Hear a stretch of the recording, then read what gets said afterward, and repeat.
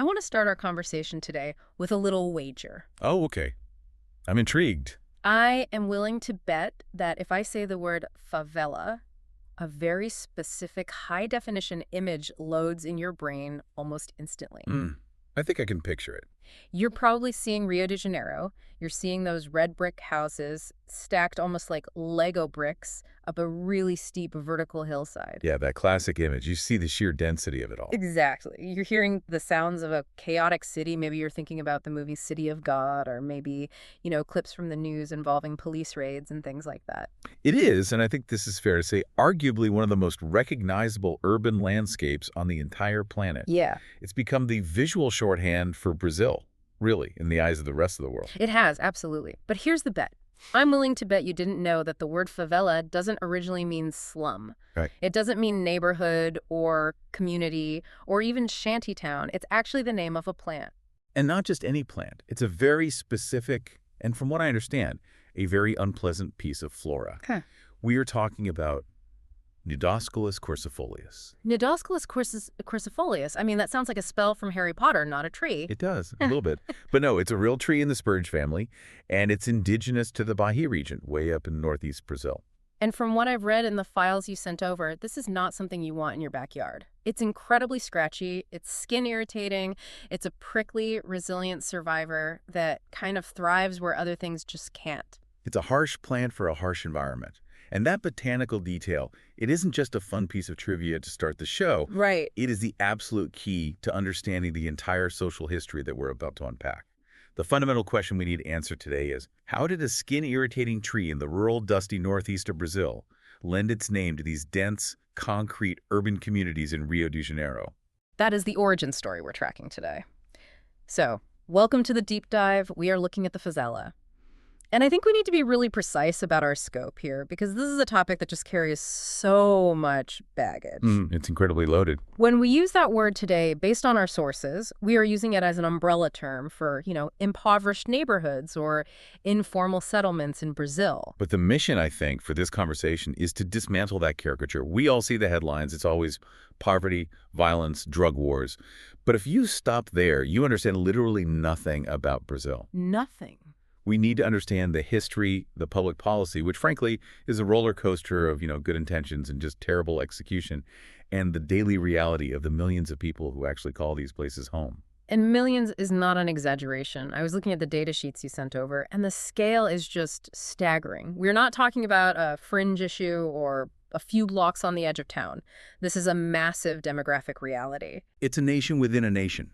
I mean, if we just look at the 2010 census data from the IBGE, that's the Brazilian Institute of Geography and Statistics, about 6% of the entire Brazilian population lived in favelas. 6%. That was 11.4 million people over a decade ago. But look at the update.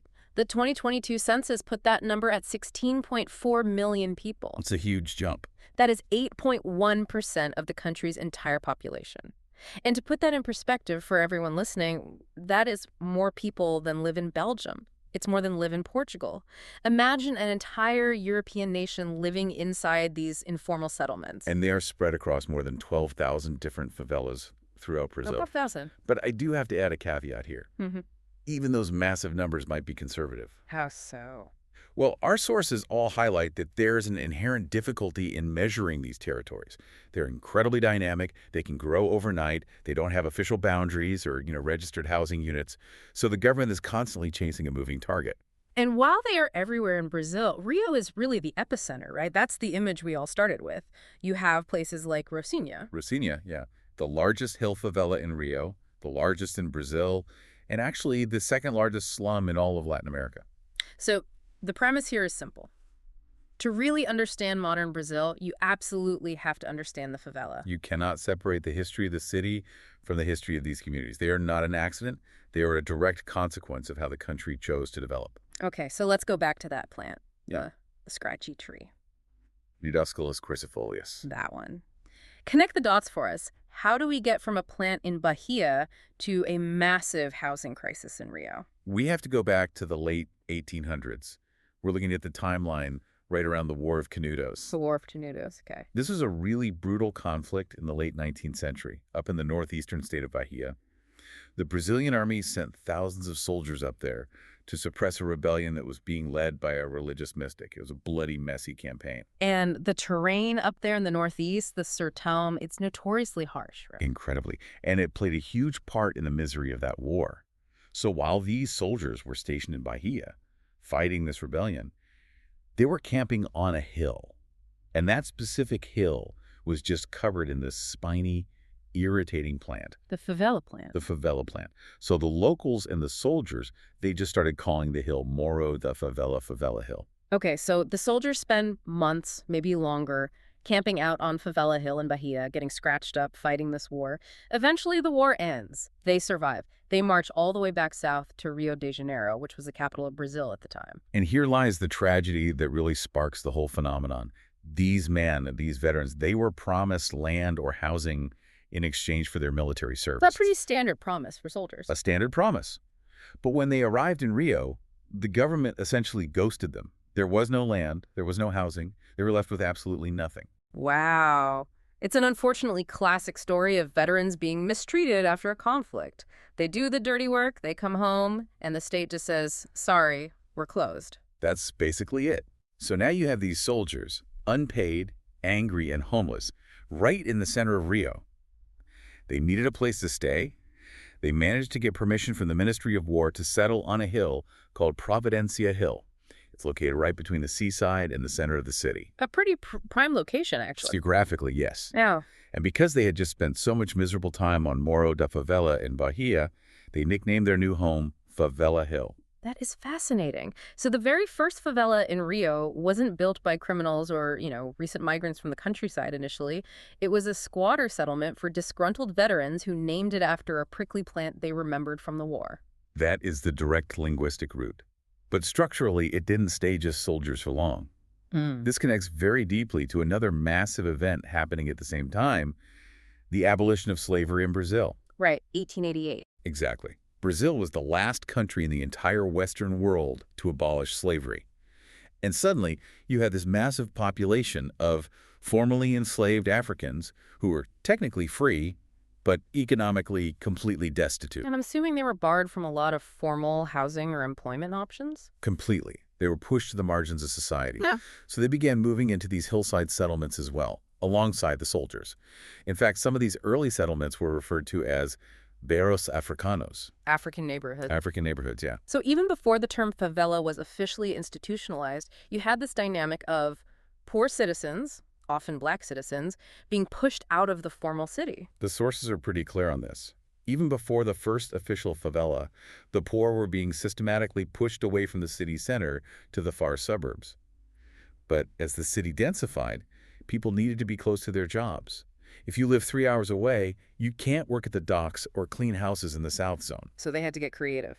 They did.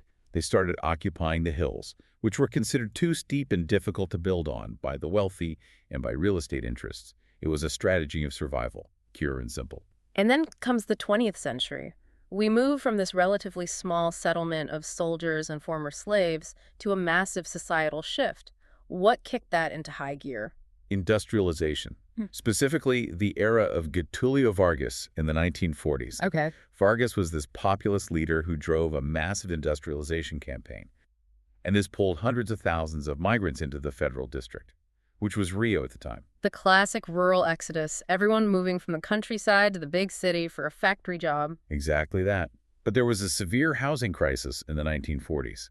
The city just could not build fast enough to accommodate everyone.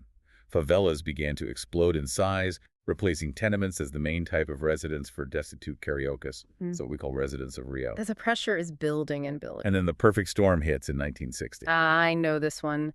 The capital moved. Yes. In 1960, Brazil made the absolutely radical decision to build a new capital from scratch in the middle of the savannah, Brasilia. Right. The entire political center of the country moved out of Rio. This was a slow but steady death knell for Rio's industrial base. Industry and employment options just began to dry up right at the same moment that all these people had arrived looking for work. So you have mass migration into the city, but the jobs and the political power are simultaneously moving out of the city. That sounds like a recipe for absolute disaster. It left thousands and thousands of people completely stranded. They couldn't find work, So they couldn't pay rent in the formal city, and they didn't have the money to go back to the countryside. So they were stuck. Stuck.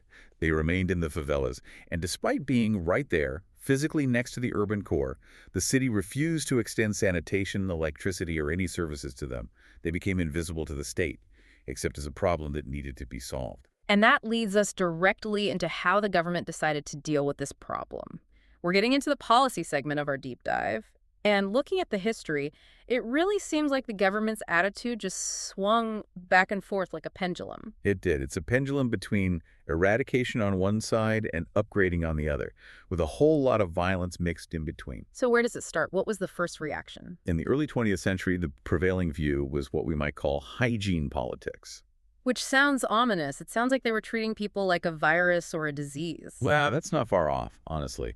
Favelas were viewed by the elite as these breeding grounds for disease and, quote, antisocial behavior. There was a deep, deep stigma. Can you give us an example of that? Yeah, the sources mention a legal case involving a woman named Elvira Rodriguez Marquez from a place called Morro de Cipriana. Her family actually had to take a slander case to court because the upper class essentially considered favela residents to be devoid of honor simply because of where they lived. So it wasn't just that they were poor, they were seen as morally deficient, like their address defined their character. Precisely.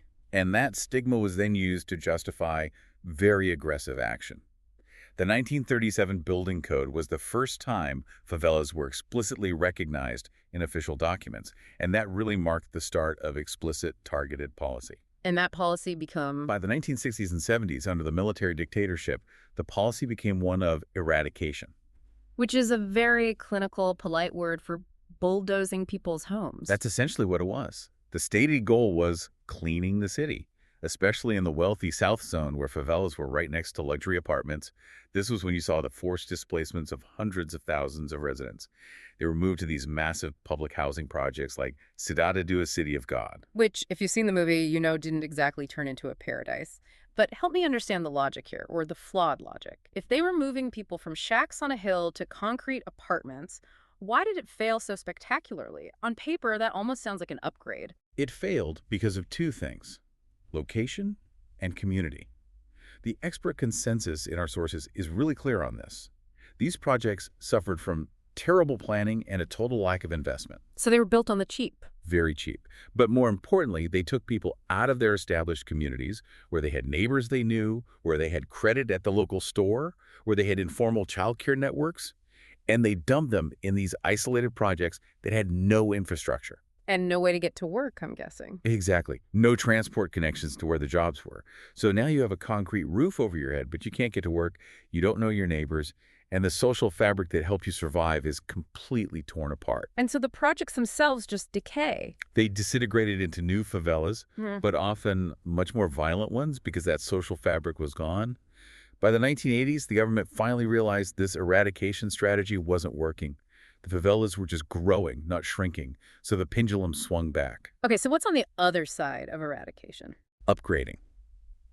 In the 80s and 90s, we see this major shift. This is the Favela Barrio program, right? I've read about that. Yes, launched in 1993. The whole philosophy changed. Instead of destroying the slum, the idea was to bring the city to the slum. They started providing basic sanitation, social services, paving streets, and crucially, they tried to legalize land tenure. Which makes so much sense. If you give people official ownership of their land and a sewer line, they're going to invest in their own homes. It turns a squatter into a homeowner. That was the hope. It was a much more humane and, frankly, more effective approach. Oh, I sense a but coming. There's always a but. While the government was trying to build sewers and community centers, a new dynamic was taking over the streets: the international drug trade. By the 1980s, Rio had become a major transit point for cocaine, destined for Europe. And this completely changed the power dynamics inside the favelas. Eviction was no longer the main worry for residents. Now the main worry was violence. And this brings us to the modern era and the UPPs. I remember reading a lot about this, especially around the time of the World Cup and the Olympics, the Pacifying Police Units. The UPPs. This was another huge policy shift starting around 2008. The inspiration for it actually came from Colombia. Really? How so? Rio's governor at the time, Sergio Cabral, he visited President Alvaro Uribe in Colombia to see how they were handling security in the comunas of Medellin. He came back with this plan and managed to secure something like $1.7 billion to implement it in Rio. So walk us through how a UPP actually works on the ground. It isn't just a regular cop walking a beat, right? From the news reports, it sounds more like a military invasion. It is a staged military process. Step 1 involves the BOPE. The elite police battalion, the guys in all black with the skull logo from the Elite Squad movies. Those are the ones. They enter the favela with heavy weapons, armored vehicles, helicopter support. Their job is to drive out the main gang leaders and seize the heavy drug caches. It is a full-blown combat operation. And once they've done that? Once the area is considered secured, Step 2 begins. The BOPE leaves, and a permanent community policing unit, the UPP, is installed.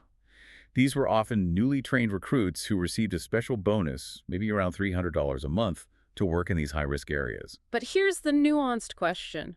Was the goal really to arrest every single low-level drug dealer? Because that just seems impossible. That's the key point. Rio's security chief at the time, Jose Mariano Beltran, he stated pretty clearly that the main purpose was to reclaim territory. Not to end the drug trade itself. Not entirely. The goal was to stop heavily armed men from ruling the streets with military-grade weapons. It was about reestablishing the state's sovereignty, not necessarily ending every single drug transaction. So the big question, did it work? The results were complicated, very complicated. Initially, yes, there were significant drops in homicide rates in the specific favelas that received UPPs. So some success? Some. And there were other interesting political side effects. Journalists noted that in UPP areas, residents felt free to vote for a much wider spectrum of candidates because they weren't under the direct pressure of the local drug lords telling them who to vote for. But I'm guessing it wasn't a total victory, or we wouldn't still be talking about violence in Rio today. Not at all. The suspicion and distrust toward the police remains incredibly high, and a lot of critics called the whole project favela chic. Favela chic, what does that mean? They accused the government of only pacifying the favelas that were close to the wealthy tourist areas and the stadiums being built for the 2014 World Cup and the 2016 Olympics. So it was just for show, for the international media. That was the accusation, that they were just cleaning up the front yard while leaving the vast, sprawling favelas in the north and west zones to rot. And the reality today is pretty sobering. A 2020 report showed that over 1,400 favelas are still under what's called parallel power. Meaning they're controlled by either drug traffickers or militias? Exactly. The state is still not in charge. Which is a perfect segue to what life is actually like inside. Because if the government isn't fully in charge, somebody else is. Let's talk about this parallel economy and the social structure that exists. It is a very harsh reality. In many of these favelas, you have this duality. You have the vast majority of residents who are just trying to survive, working as maids, doormen, bus drivers, construction workers, and then you have the donos tomorrow. The owners of the hill. The owners of the hill. These are the drug lords or, increasingly, the militias. Okay, explain the militias. Because to an outsider, militia sounds like it might be a government thing or maybe a rebel group, but in Rio, it's something very, very specific. It is, and it's incredibly insidious. The militias are often composed of off-duty or retired police officers, firefighters, and prison guards. So agents of the state. Current and former agents of the state. Originally, they pitched themselves to the community as the anti-drug protectors. They would come in, violently kick out the traffickers, and sell themselves as the solution to lawlessness and the violence of the drug trade. But then they became the law themselves. Exactly. They started charging residents a protection fee. But it goes so much deeper than that now. They control the supply of cooking gas canisters. They set up their own illegal internet connections and charge for them. They control the alternative transport vans. Wow. They operate a full-blown mafia-style protection racket that touches every aspect of daily life. So you're forced to trade a drug lord for a mafia don. In many cases, yes. And the violence is just as extreme, if not more so. Murder rates in Rio can exceed 40 per 100,000 people, and it's much, much higher inside the favelas. The drug trade alone in some of these occupied areas is estimated to rake in something like $150 million per month. 150 million a month. It is a massive economic engine that is fueling this entire conflict. It's incredibly hard to stop a war that is that profitable. But, and this is so critical for our mission today, we absolutely cannot paint this picture as just criminals and victims. That's the exact stereotype we're trying to avoid. Absolutely. 99% of the people living there are just working people. And I was genuinely surprised by some of the infrastructure statistics in the source material. It is not all cardboard shacks without power, is it? That's probably the most common misconception.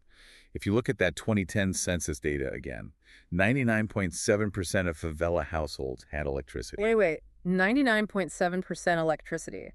That's basically universal coverage. That's higher than some rural areas in developed countries. It is. Now, we have to be careful with that stat.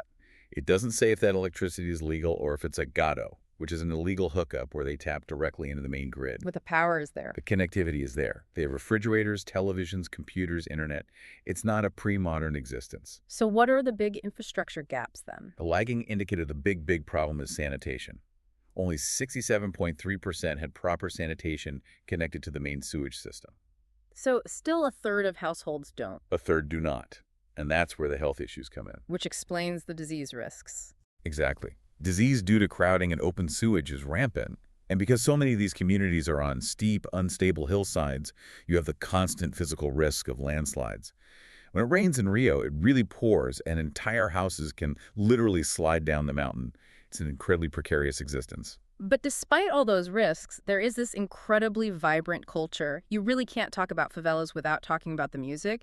It seems like the immense pressure of the environment creates diamonds in terms of cultural output. Absolutely. The favela is a cultural exporter. Just think of funk karaoke.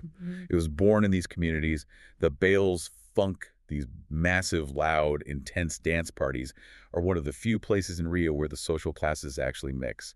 And that sound has gone completely global. And you have so many famous artists who came from there. You do. Artists like MC Naldo, Buchecha, the rapper MV Bill, who came out of City of God. And historically, you can't forget that the favela is the birthplace and the heart of samba. The very soul of Brazilian music. And it's not just music. There's projects like Favela Brass, a music school in a favela called Pararound that teaches kids brass instruments for free. There's this incredible resilience and creativity. And religion is shifting too, right? I, like many people, always think of Brazil as the world's biggest Catholic country. Historically, yes, that's true, along with the very strong Afro-Brazilian traditions like Umbanda and Candomblé.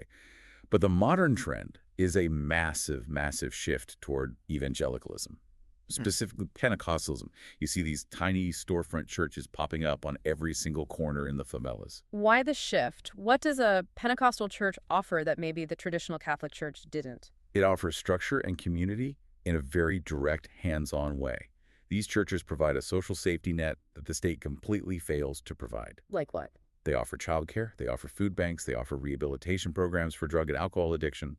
They offer a very strict moral code that helps people navigate the chaos and violence of daily life.